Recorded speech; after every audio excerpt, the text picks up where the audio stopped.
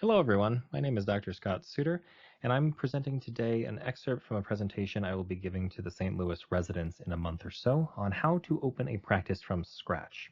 I have a friend who's looking at opening a practice in Texas, and I decided to make a video to help him out. And the question he had is, where do I put up a practice? It's a significant consideration because you're going to invest a lot of time and money into this decision. It will affect you for the rest of your life, so you do have to think about it. So let's go over a few things to consider.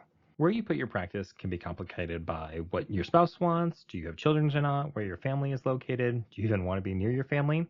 These are all things you have to take into consideration. And you really have two different options here. The first option is to go where you want to be. The second is to where you are needed. It's going to be more challenging initially if you go where you want to be because that area is probably already served by some specialist. Now, you must weigh your happiness versus the financial issues with starting a practice where you need more time to develop referral relationships.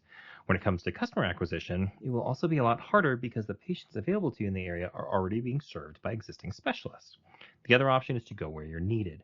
The benefit here is you have a built-in demand because there's less supply of specialists who serve these patients. However, you need to consider how far you are willing to commute. Do you want to live in the city and work in the suburbs or a rural area? And what does that mean for your work-life balance? Customer acquisition, on the other hand, will be much easier in this case because no one is currently serving these patients. We've all seen the supply and demand curve. When we look at this, imagine the population's demand for your services as the orange line, and your supply, or the blue line, is the number of specialists in the area. In cities that are well served, like New York, Chicago, and San Francisco, it's not easy to set up a scratch practice because there are already more than enough specialists in the area. Compare that to somewhere like North Dakota or the rural areas. North Dakota is a classic example because of the fracking boom. Many people are moving to the area, but not many of them are dental specialists. Rural areas are another area to consider because they are often entirely underserved and the patients are used to driving long distances to get their necessities. All right, so let's say you go where you want to live, option A. Couple things you can do to make it a little easier. The easiest way is to look for an opportunity to buy an existing practice because they already have the patients. They already have a built-in referral source. However, that's not always available. If you can't do that, look for growth areas inside the city. I also like to consider geography, like mountains or lakes, because there's an extent to most cities where they can actually grow into. For example, you're not going to set up a dental practice in East Chicago. For those of you who don't know your geography, that's Lake Michigan. You also want to look for underserved distant areas.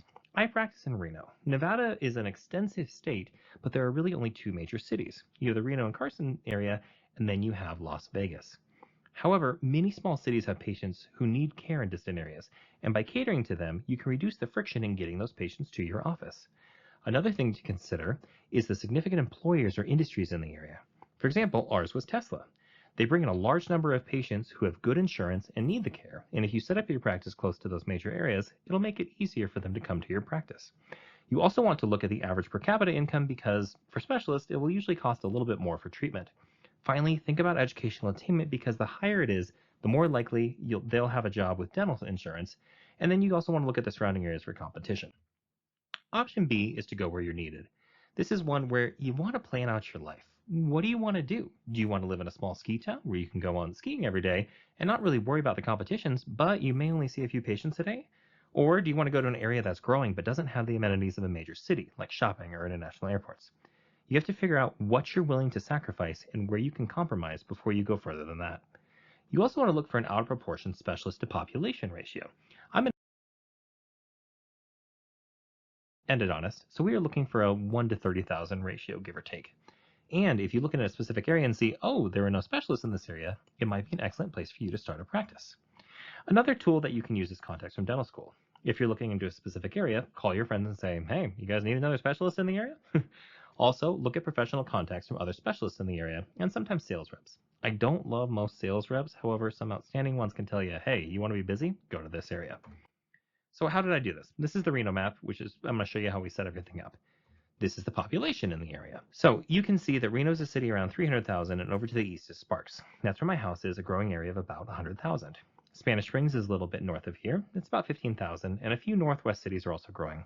The existing endodontists are in green circles, all clumped around that southwest area.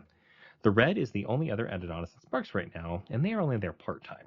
The pink square labeled RNO is where the airport is, so no one can build there. The black lines here are roughly the mountain range. Reno is boxed in on either side by mountain ranges, so we won't be able to expand east or west. The expansion will have to be north or south based on geography. Over to the east, about 20 minutes or so, is where the new Tesla factory is. There are also other large employers in that area, and this is where I ended up setting my office. It's very close to my house, but the reason we did it is not just because there's no endodontists in the area, but also because of growth. We also know that when patients drive from other regions, they need certain supplies. So my office is about 5 minutes from a Walmart, a Costco, and a Home Depot, which generally patients who come in will come with their spouse. So I'll work on, say, the husband, and then the wife can go and run the monthly errands they would already need to do at Costco, Home Depot, or Walmart. Looking at the distance areas, east, Fernley is about 30 minutes outside of Reno, Fallon's about an hour, Winnemucca is give or take about 4 hours outside of Reno. If you look at the city of Reno, there's an interchange between I-80 and I-395 in the middle, which often gets very congested. Most patients driving from outer areas do not necessarily want to deal with traffic or those issues, so I set my practice up at the first main exit when you're coming in from the east, making it very easy to get to the office. Up in the north, Susanville is in California. Its population about 16,000. It's about 2 hours away, give or take. I also made it so that they could cut over and not have to go through the main interchange. I see a fair amount of patients from that area as well. I also want to give an example from one of my friends. He started a practice a while ago in a small town in Durango, Colorado. The closest endodontist came in probably about 10 years after he started that practice, and it's actually in New Mexico, about an hour away. But this area pulls from such a broad region. He sees patients from 4 to 6 hours away, but they are more than willing to make that drive. So this is an excellent example of going to an area where you're needed. You'll be the only one there, and so you can set up a practice very quickly and have a steady supply of patients. Probably about